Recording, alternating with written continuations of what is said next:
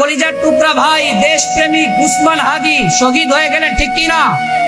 আল্লাহর জন্য শহীদের তামান্না করতেন সবসময়, ঠিক কিনা? আর তাই গোষ্ঠী যারা তাকে হত্যা করেছে তারা যদি তার জানাজার দৃশ্যের দিকে তাকায় তাহলে দেখবে লক্ষ কোটি মানুষ তার জানাজায় শরীক হয়েছে, কিন্তু যে গোষ্ঠী তাকে হত্যা করেছে তার জানাজায় 100 মানুষও পাওয়া যাবে না, ঠিক কিনা?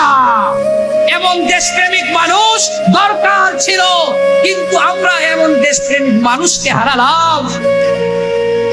তার মৃত্যুর পরে শত শত প্রশাসন, পুলিশ, আর্মি, র্যাব, বিডিআর বাহিনী তার লাশকে পাহারা দিয়ে নিয়ে যায়।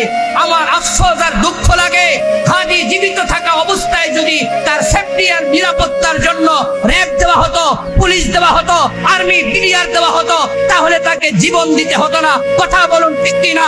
ঠিক কিনা? ঠিক কিনা? এটা আমাদের ব্যর্থতা, আমাদের ব্যর্থতা, এটা প্রশাসনের ব্যর্থতা। এটা স্বরাষ্ট্র উপদেষ্টা 50 লাখ টাকা পুরস্কারের ঘোষণা দেন, আপনি যদি আমাদেরকে আসামি ধরতে বলেন তাহলে আপনারা কি কামে আছেন? আমাদের ট্যাক্সের টাকায় আপনাদের বেতন হয়, আমাদের ট্যাক্সের টাকায় আপনাদের ছেলে মেয়েরা লেখাপড়া করে, আমাদের ট্যাক্সের টাকায় আপনাদের পেট্রোল পুড়ে, আমাদের ট্যাক্সের টাকায় আপনারা গাড়িতে চলেন। তাহলে আপনারা যদি আমাদের সেফটি দিতে না পারেন তাহলে আপনারা নেমে যান। বাংলাদেশের মানুষেরা নিজেদের সেফটির ব্যবস্থা যেভাবে করা দরকার তারা ওইভাবে করবে, ওইভাবে করবে, ওইভাবে করবে। কথা বলুন, ঠিক কিনা? এটা কোনো কথা? এরা আমাদেরকে আসামি ধরার দায়িত্ব দেয়। কলিজার টুকরা ভাইরা, এই জন্য আপনার আমার জীবনও নিরাপত্তাহীনতায়। তাহলে জীবন মরণ কার জন্য? জোরে বলুন, কার জন্য?